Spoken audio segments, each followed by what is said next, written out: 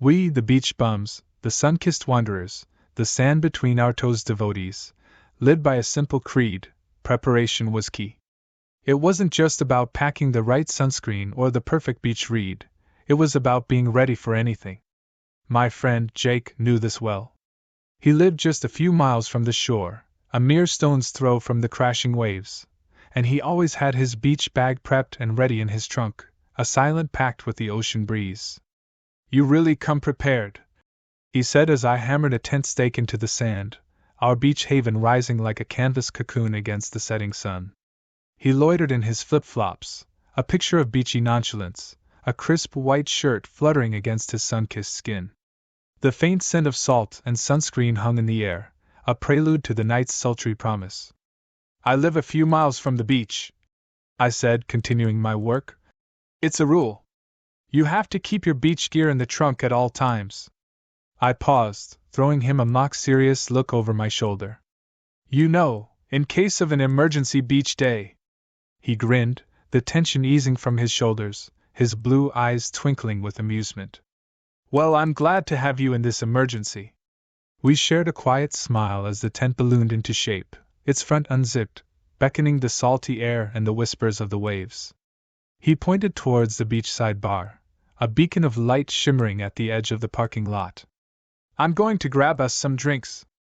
Could you get me something sweet?" I requested, a playful lilt in my voice. "You got it," he responded, the promise in his voice as sweet as the drink I craved. He disappeared into the bar's neon glow, leaving me alone with the rustling of the wind and the distant cries of seagulls. I knelt, surveying our little haven with satisfaction. The beach blanket was spread beneath the tent, a soft expanse against the sand, and our bags rested in the shade, a treasure trove of blankets, snacks, and a book I wouldn't actually read. My mind drifted to Jake's return, a wave of anticipation washing over me. I shed my cover-up, revealing my sun-kissed skin in a bikini, and stretched out on my stomach, my spine arching, my legs bent, my feet swaying in the air. A silent invitation, a tableau for his return. I wanted him to see me, to savor the sight of my body bathed in the golden light of the setting sun, to know that I was ready. His footsteps were quick, his voice a low rumble when he returned. "This looks great. What did you get?" I asked, my voice nonchalant, though my muscles clenched in silent anticipation. He stood there, rooted to the spot, holding two plastic cups filled with vibrant colors, his eyes wide, his gaze fixed on me. He snapped out of his trance when I met his eyes, a slow smile spreading across his face. "Worth it. Something sweet for someone sweet," he said, his voice husky with a newfound intensity. He approached the tent, knelt by my side, and handed me my cup. His hand, now free from the plastic cup, glided from the back of my calf, up my thigh, a trail of goosebumps blooming in its wake. His fingers spread, reaching the curve of my ass, gently cupping the skin just under my bikini. I purred, the sound a soft rumble in my throat, the heat of his touch igniting a fire within me. He squeezed, his fingers lingering for a moment before releasing, the sensation leaving an empty space that only he could fill. I rolled onto my back, the cool sand against my skin a welcome contrast to the scorching heat building between my legs. I took a sip of my icy drink, the sweetness a welcome contrast to the saltiness of the air. "Thanks." He leaned down, his lips capturing mine in a kiss that sent a jolt of electricity through me. Our tongues tangled, the sugary liquid mingling with the taste of salt and sand, a symphony of flavors in a sensual embrace. I couldn't help the soft moan that escaped my lips, a sound of pure pleasure, a testament to the intoxicating heat that surged within me. He traced a strand of hair along the side of my face, his touch a feather-light caress that sent shivers down my spine. His restraint, his slow, deliberate movements, only stoked the fire within me. He pulled away, his breath coming in ragged gasps, his eyes burning with desire. We were on a public beach, after all, and even an emergency beach day couldn't justify complete abandon. The sounds of laughter, the murmurs of conversation, the gentle murmur of the waves, all blended together, a symphony of human life playing out around us. I watched as his gaze dropped, falling upon my body, his eyes lingering on every curve, every detail. He didn't attempt to hide the desire that blazed in his gaze, the primal hunger that resonated in his silence. His free hand twitched, as if unable to resist the urge to touch me, to explore the terrain of my skin. I crossed the space between us, my hand reaching out, my fingers intertwining with his, a silent invitation, a whispered promise. He took the encouragement as intended, his fingertips trailing along my arm, sending a shiver of anticipation down my spine. So what's your favorite thing to do at the beach? His voice was low, a rumble against my skin, a seductive whisper. I usually bring a book, I said, my voice a playful tease. But if I'm being honest, I rarely actually read on the beach. Mostly I lie out like a lizard and soak in the sun. The book is just intellectual cover. He grinned, his eyes sparkling with amusement. What's your cover today? I rummaged through the bag, pulling out a well-worn paperback. It's a paranormal time-traveling romance set in Scotland. He raised an eyebrow, a hint of playful skepticism in his eyes. So, like Outlander? I laughed, impressed by his pop culture knowledge. Kind of. I glanced at the cover. But this one's different. Why, are you a Gabaldon fan? He shrugged, nonchalance masking the subtle flicker of interest in his eyes. I got a decent way into the first season of the show. He flipped through the book's pages, landing on a dog-eared page, his eyes tracing the words, his fingers lingering on the page. Ooh, this is steamy. Yes, it is. I giggled, a playful lilt in my voice. They're making out on a beach right now, he said, his eyes meeting mine, a mischievous glint in their depths. That's relevant, I said, a mischievous grin spreading across my face. I sat up, my body leaning towards him, my eyes never leaving his. Let me see. I leaned over his shoulder, skimming the pages, my gaze tracing the words, my fingers brushing against his.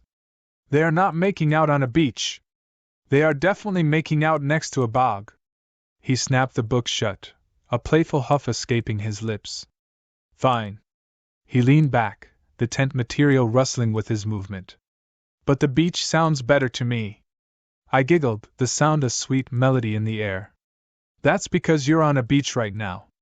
He leaned closer, his arms bracketing me on either side, his chest pressing against mine, the scent of his sweat mingling with the salt air, a heady mix that sent a shiver through me. My hands instinctively rose, sinking into his hair, the warmth of his body radiating against mine. Have you ever made out on a beach? His voice was a murmur against my lips, his legs slipping between mine, a subtle, insistent pressure against my core. I bit my lip, my mind racing, my body responding to his suggestive words. Actually, no, he gasped, a mock-shocked expression on his face. Even though you live within just a few miles? There's no rule that you have to make out on the beach when you live this close? I tilted my head, my eyes wide with feigned innocence. I guess I'm just an outlaw. Another giggle escaped my lips, a sound of pure delight as he rose on his elbows, his warm arms bracketing me, his body a comforting weight against mine. Admittedly, outlaws are sexy, he murmured, his gaze locked on mine. But I can think of a solution to your predicament. I moaned, the sound a guttural expression of the desire that brewed within me, the heat of his body igniting a fire in my core. I ground my pelvis against him, the pressure intensifying, the heat increasing. He leaned in, his lips finding mine in a slow, deliberate kiss, his tongue tracing a path along my palate, a seductive exploration that sent ripples of pleasure through me. His thigh pressed firmly against my center, the sensation making me gasp for breath as my body clenched around him. Fuck! I muttered, the word a whispered confession, a testament to the overwhelming intensity of the moment. The fact that I've missed out on beach makeouts for so long is a crime. He hummed, a low rumble of agreement as we continued our dance of desire, our bodies intertwined, our breaths mingling in the warm air. The world outside the tent faded away, the sounds of the beach, the whispers of the wind, the cries of the seagulls, all irrelevant in the face of this primal connection. And then, a shift. A subtle change in the air, a tightening in my chest, a feeling of unease that crept in like a shadow. The scent of the sea, so familiar, so comforting, now carried a strange undercurrent, a hint of something rotten, something wrong. I pulled away from Jake, my breath catching in my throat, my eyes searching his, looking for any sign of recognition, any flicker of fear in his blue eyes. But there was nothing, only the same smoldering desire, the same intensity that had captivated me just moments before. "What is it?" he asked, his voice a low growl, his eyes piercing mine, a possessive glint in their depths. I couldn't explain it. It was a feeling, a primal instinct that told me something was wrong, something was off. I tried to shake it off, to dismiss it as a fleeting moment of paranoia. After all, it was just the beach, the waves crashing, the sun setting, a perfect summer night. But the uneasiness persisted, growing stronger with each passing moment, a dark cloud casting a shadow over our shared paradise. The air, once filled with the warmth of the setting sun, grew heavy and oppressive, the scent of salt turning to something acrid and pungent. And it was in that moment, as I looked at Jake, his eyes burning with a dangerous intensity, that I realized it wasn't just the air that had changed. It was him. Something had shifted in him, something had awakened within him, something dark and primal. A low growl escaped his throat, his eyes widening, his pupils constricting, the blue fading to an unsettling shade of gray. His canines lengthened, sharpened, a primal ferocity taking hold of his features. His hand, once gentle, now gripped my arm with an iron fist, the muscles in his forearms straining, the tendons in his neck bulging. The scent of blood filled the air, a metallic tang that made me gag, a primal instinct screaming at me to flee.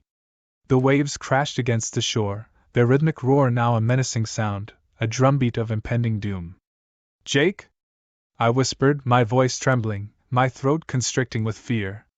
But the man I knew was gone, replaced by something savage, something monstrous. His eyes, once full of love and desire, now burned with a cold, calculating hunger, a thirst for something more than just my lips. He leaned closer, his breath hot on my skin, his fangs glinting in the fading light. "I'm not Jake anymore," he hissed, the words echoing with an unnerving calmness, his voice a deep, guttural growl. "I'm something else." And in that moment, as his fangs pierced my skin, as his claws sunk into my flesh, as the blood gushed from my wounds, I realized that this wasn't just an emergency beach day. This was something far more sinister, something far more dangerous. This was a nightmare, a horror beyond comprehension, a terror that had seized our paradise and transformed it into a waking hell.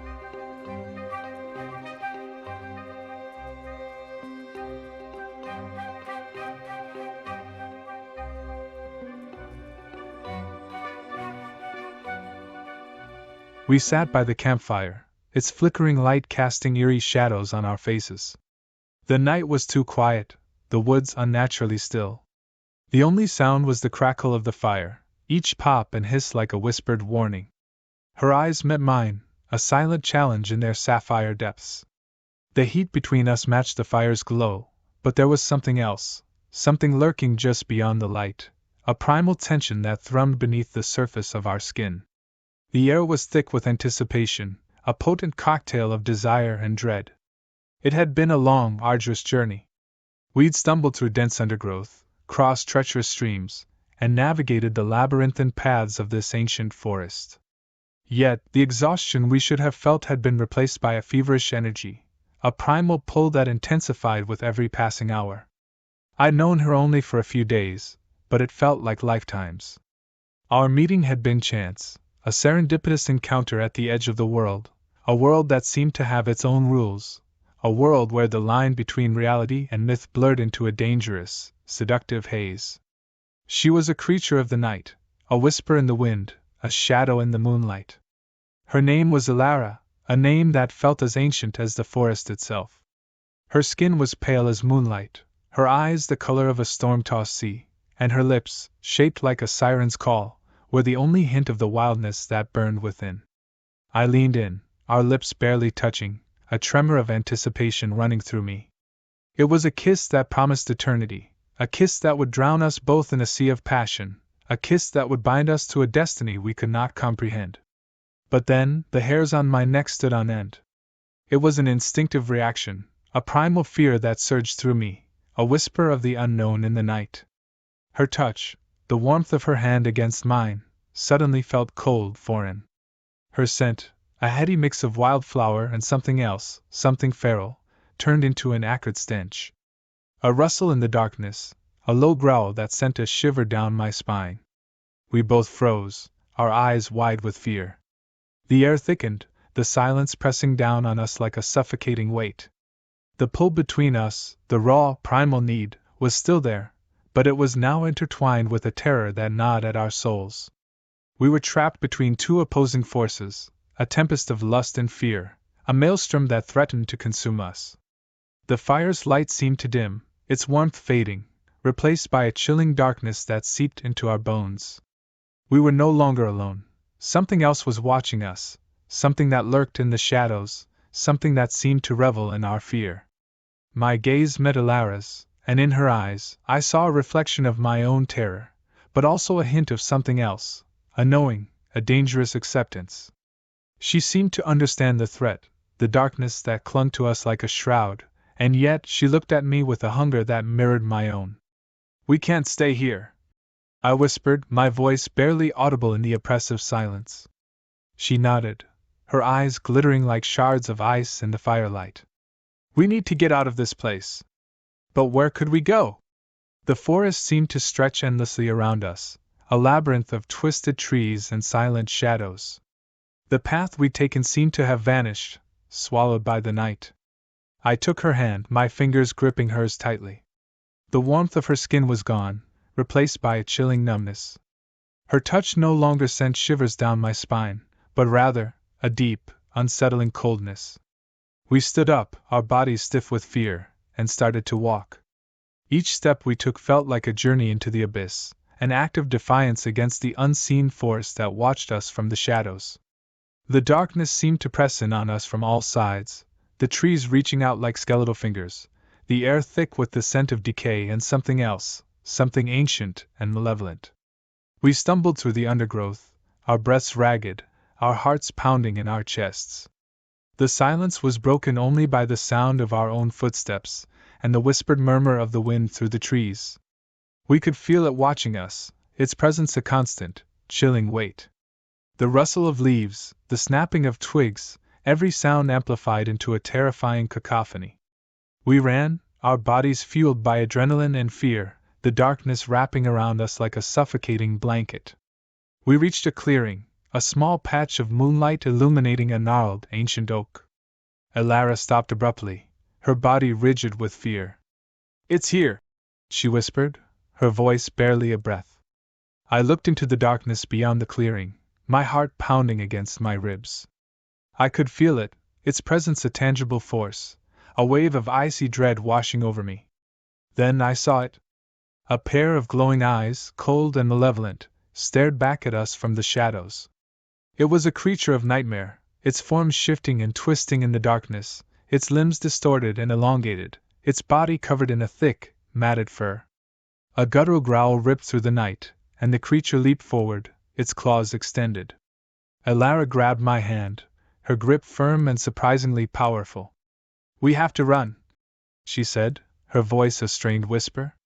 We turned and ran, our legs heavy with fear, the creature's growls echoing behind us. The forest seemed to close in on us, the trees growing taller, the shadows deeper. We ran until our lungs burned and our legs screamed in protest.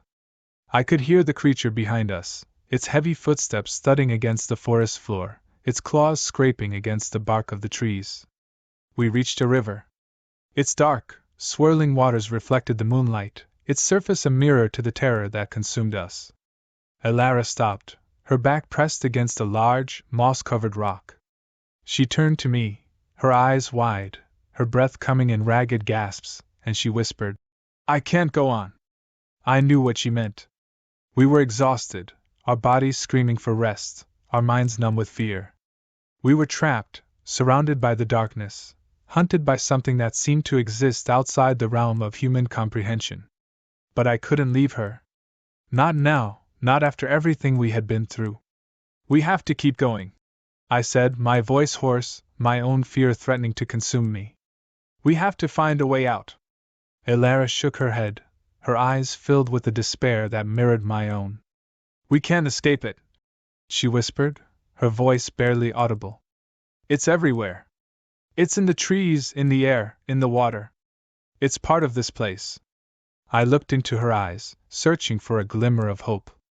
But all I saw was a reflection of my own fear, a confirmation of the darkness that had invaded our souls. We stood there, trapped between the primal need that had driven us together, and the unseen terror that threatened to consume us. The river roared around us, its dark water a symbol of the chaos that consumed us. As I looked at Elara, I felt a pull, a primal need that transcended fear. It was the same need that had drawn me to her in the first place, a hunger that now seemed to burn hotter than ever.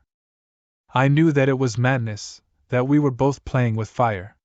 But I couldn't resist. I leaned in, my lips brushing against hers. It was a kiss that was both desperate and resigned, a kiss that spoke of a desire that could not be denied. As our lips met, the creature's growl echoed through the night, a chilling symphony of hunger and despair. It was a sound that spoke of the darkness that surrounded us, the darkness that threatened to swallow us whole. I didn't care. In that moment, all that mattered was Elara, the warmth of her body against mine, the fleeting comfort of her touch.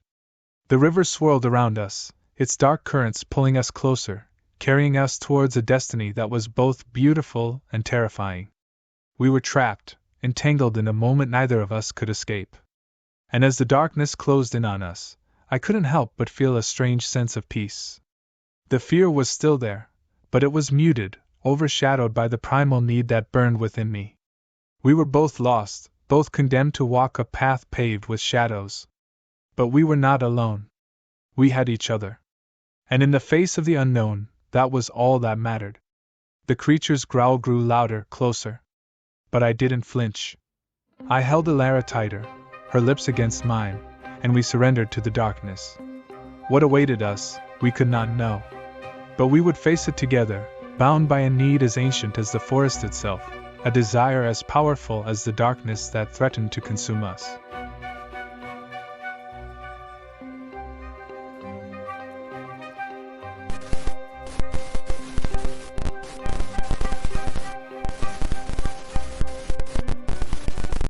I knew something was off the moment I saw him lying there, pale and still, on the asphalt. It wasn't the blood, not really. It was the way his eyes were closed, peaceful even, like he was taking a nap instead of recovering from a head-on collision with a rusty old Chevy. He'd been driving his brand new Mustang, the one he'd bought with his inheritance, the one he'd promised he'd take me for a spin in. We were supposed to be going to the beach, but then his phone rang, some business call, some urgent matter that had to be dealt with. He'd left me standing at the kitchen counter, a glass of lemonade in hand, watching him disappear down the driveway, the throaty roar of that Mustang filling the air. 20 minutes later, the phone call came, the voice on the other end shaky and frantic. My husband, David, was in the hospital. The doctor told me it was a miracle he was alive. A miracle, he said, and then he gave me a grim look and said it was a miracle, with a price. David's head had slammed against the windshield, his brain had been shaken, he was in a coma. He woke up after 2 days, eyes glazed, a hollow smile on his face. He called me darling, and said he'd been dreaming of a girl in a pink dress, a girl with fire-engine red hair and eyes like sapphires. David never said darling. He never talked about dreams. He was a man of facts, a man of spreadsheets and deadlines. He loved me, I knew that, but his outward affection was more like a comfortable blanket than a passionate fire. But now, things were different. He was taking me dancing, holding my hand in the car, singing little love songs in a voice that was scratchy and deep, a voice I'd never heard him use before. He was buying me flowers, red roses with thorns that scratched my skin, a stark contrast to the lilies he used to buy, soft and fragrant, like his love. It didn't take long for the whispers to start. The neighbors, bless their gossiping hearts, were all agog. They saw him at the local bar, laughing, flashing that charming smile, a smile that was different, sharper, more knowing. They saw him with other women, beautiful women, the kind who wore short skirts and lipstick, the kind who wouldn't give David a second glance before. I tried to ignore it at first. I told myself it was just the meds, the shock. I told myself it was a new David, a bolder, more confident David. But then, I started noticing the changes. The way he touched me, rougher, more demanding.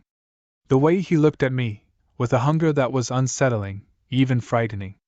He was telling me stories about his past, stories about wild nights, about parties and rock and roll, about a girl named Cherry, a girl with fire engine red hair and eyes like sapphires. He never told me these stories before. He was acting like a different man, a man I didn't recognize. One night, I found a crumpled photograph tucked away in his wallet, a picture of a young man with slicked back hair, a cigarette dangling from his lips, a smirk on his face. He was wearing a leather jacket and holding a girl in a pink dress. The girl had fire engine red hair and eyes like sapphires. It was him. But it wasn't him. I started researching, digging into the past, into the history of our town. I found articles, old newspaper clippings, stories about a local rock star, a bad boy named Johnny, the Flame, Flynn, a legend in the local music scene, a man who had died tragically in a car crash, a crash that mirrored David's, a crash that happened on the very same road where he was hit. I found old photographs of Johnny, his face identical to David's, his eyes the same mischievous glint, a glint that was now lurking in David's gaze. He was a ghost. Johnny, the Flame, Flynn, the ghost of a rock and roll bad boy, was living in my husband's body. The whispers turned into shouts. My friends, my family, everyone was talking about David's sudden transformation. They were amused, intrigued, some even jealous. They didn't know what they were dealing with. I was living a nightmare, a horror story that was slowly unraveling, a story that was turning my life upside down. One night, as we were lying in bed, David turned to me, his eyes gleaming in the moonlight. "I never thought I'd find a girl like you," he whispered, his voice a raspy whisper that sent shivers down my spine. "You're so beautiful, so innocent. You're everything Cherry wasn't." Cherry. The name echoed in the darkness, a reminder of the ghost that was haunting me. David's touch was no longer gentle, it was hot, demanding. He pulled me close, his lips on my neck, his breath hot against my skin. "You're going to love me, darling," he whispered. "You're going to love me like you've never loved anyone before." I felt a coldness creep up my spine. He wasn't David. This wasn't love. This was something else, something dark, something dangerous. I tried to push him away, but he was stronger now, fueled by the ghost that possessed him. He held me tighter, his eyes burning with an intensity that was terrifying. "I'm taking you back to the 60s, he whispered. "Back to the good times, back to the days of rock and roll and wild nights." His hands were rough on my skin, his fingers digging into my flesh. "Don't you want to live a little, darling?" I struggled against him, but it was no use. He was too strong. "You're going to love it," he whispered. "You're going to love me." He kissed me, a kiss that felt like fire. His breath was hot against my skin. "You're mine now," he whispered. "You're mine." His lips were rough on mine, his tongue a sharp, demanding blade. His hands were roaming all over me, pulling my clothes off, his fingers tracing the contours of my body. I felt a terror surge through me. This wasn't love. This was something else, something dark, something dangerous. "Please stop," I whispered, my voice barely a whimper. "Please." He laughed, a deep, guttural laugh that echoed through the room. "You're enjoying this," he whispered, his voice laced with a dark satisfaction. "Don't lie to me." I closed my eyes, tears streaming down my face. I felt the cold, hard steel of a knife pressed against my throat. "Don't you want to live a little, darling?" he whispered, his voice a dangerous caress. I didn't answer. I couldn't answer. All I could do was shake my head, my heart pounding in my chest. "Don't worry," he said, his voice a chilling whisper. "I'll make sure you enjoy it." He pressed the knife harder against my skin, a sharp, searing pain shooting through my neck. "We're going to have a lot of fun," he whispered. "A lot of fun." He forced me down, his weight crushing me. His lips were rough on mine, his breath hot against my skin. His hands were all over me, pulling away my clothes, his fingers tracing the contours of my body. I screamed, a raw, desperate cry that echoed through the empty night. My body felt paralyzed, trapped between the ghost of a rock and roll bad boy and the man I loved, the man whose body was now a vessel for something dark and dangerous. I was trapped in a nightmare that was slowly twisting into a twisted love story, a love story that was as much a horror story as it was a twisted, forbidden romance. I was his. I was Johnny's. I was the girl in the pink dress. And I was afraid. As the night wore on, the room filled with the sound of my screams, the smell of blood and sweat, the taste of fear and desire. And in the darkness, Johnny, the flame, Flynn, a ghost from a bygone era, a rock and roll bad boy with eyes that burned with a forbidden fire, was slowly winning my heart, one desperate, terrifying kiss at a time.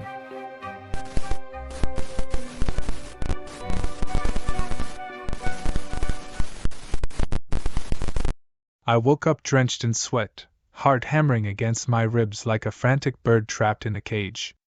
The dream, vivid as a waking memory, clung to me, its tendrils twisting around my mind, leaving me breathless and disoriented. It was the same dream I'd been having for weeks, escalating each night, more intense, more alluring, more terrifying. It started subtly. A flicker of movement in the corner of my eye, a whisper of her name on the edge of my consciousness. Then, the dream started. She was beautiful, a creature of impossible grace and ethereal beauty. Dark, midnight hair cascaded down her back like a silken waterfall, framing eyes that held the secrets of 1,000 galaxies. Her lips, painted a crimson that seemed to defy the laws of nature, curved into a smile that promised both ecstasy and oblivion. She was everything I'd ever desired, everything I'd never dared to imagine. She'd appear in my dreams, always in various states of undress, her skin glowing with an otherworldly light.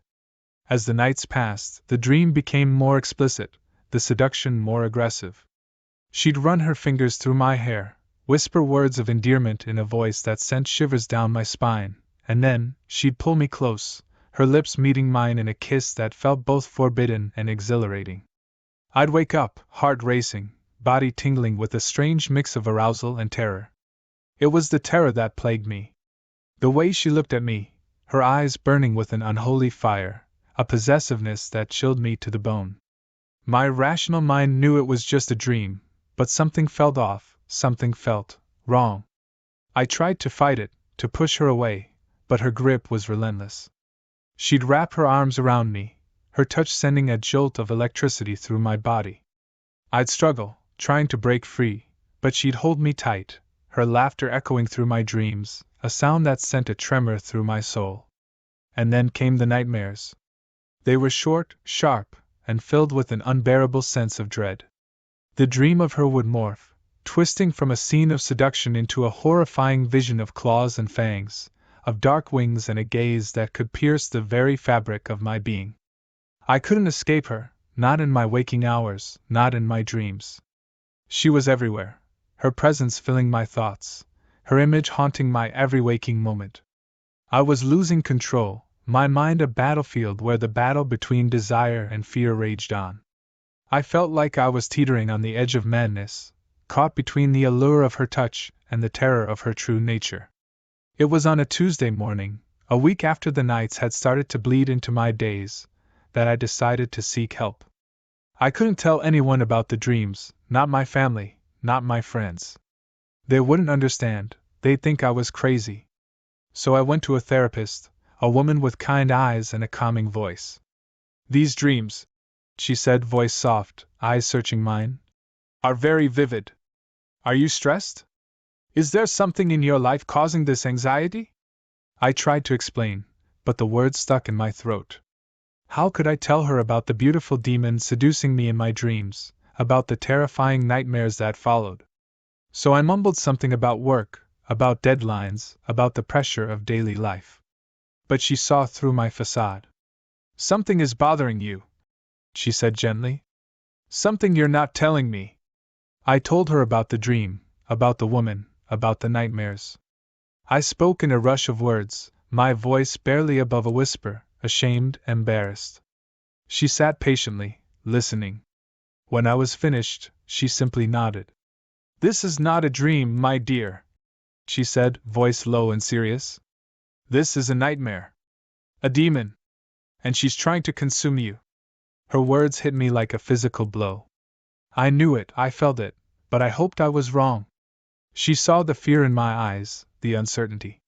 "This demon," she continued, "she's feeding off your desire, your fear. She wants your soul, your very essence. You need to fight back, my dear." She gave me a small, worn book. "This is a grimoire, a book of ancient spells and incantations. It can help you fight back." That night, I started to study the book.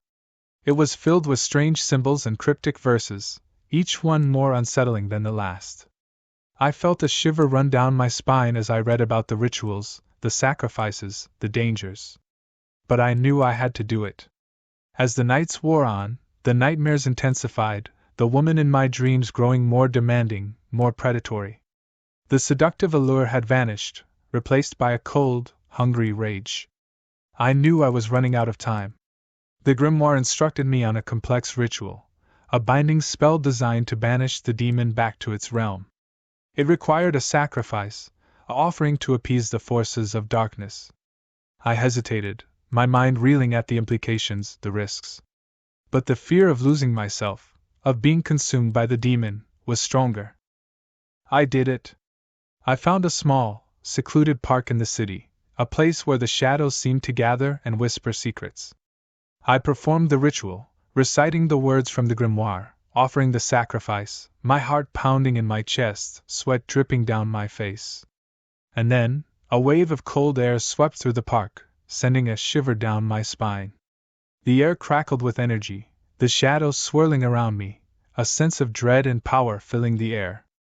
I saw her then, her form shimmering in the darkness, her eyes blazing with a fury that made my blood run cold. She screamed, a sound that tore through my soul, a sound filled with rage and despair. The ground beneath me rumbled, the trees swayed violently.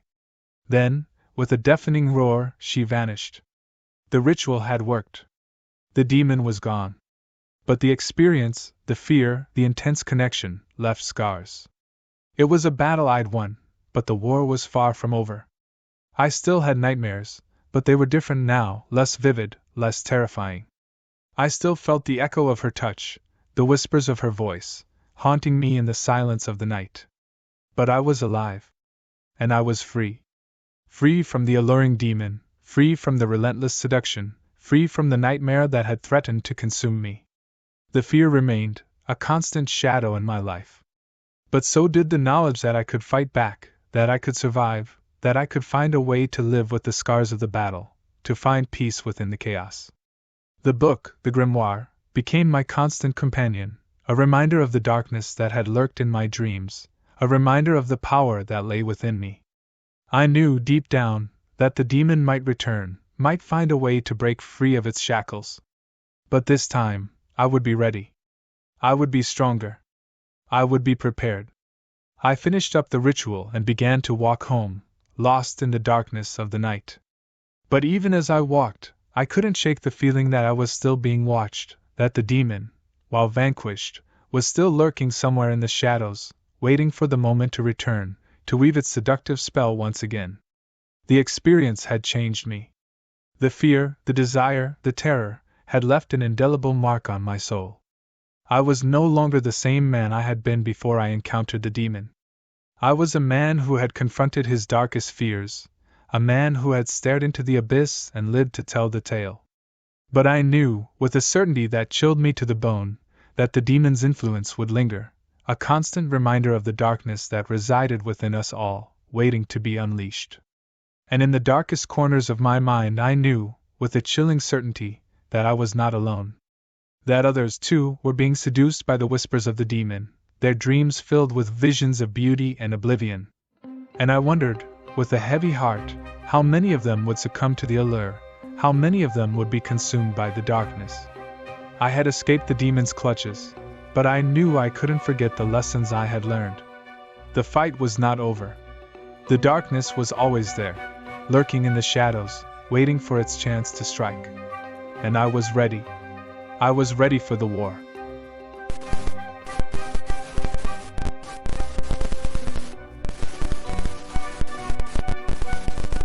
We were in the throes of a forbidden love, a dangerous, passionate affair that bloomed under the cloak of secrecy. The city that never sleeps was our accomplice, its nocturnal symphony of sirens, car horns, and muffled laughter our soundtrack. Tonight, however, the music felt off-key. The usual cacophony of urban life was muted, the rhythmic pulse of the city distorted. I lay in bed, the city lights painting grotesque shadows on the walls, the faint glow of the street lamps reflecting on the smooth skin of the woman beside me. She was my Juliet, my forbidden fruit, the one who embodied both my deepest desires and my deepest fears. Her breath was warm on my skin, a gentle current stirring against my neck, yet a coldness clung to her, a subtle dissonance that prickled my senses. I reached for her, my hand tracing the contours of her body, and a shiver traced its way up my spine.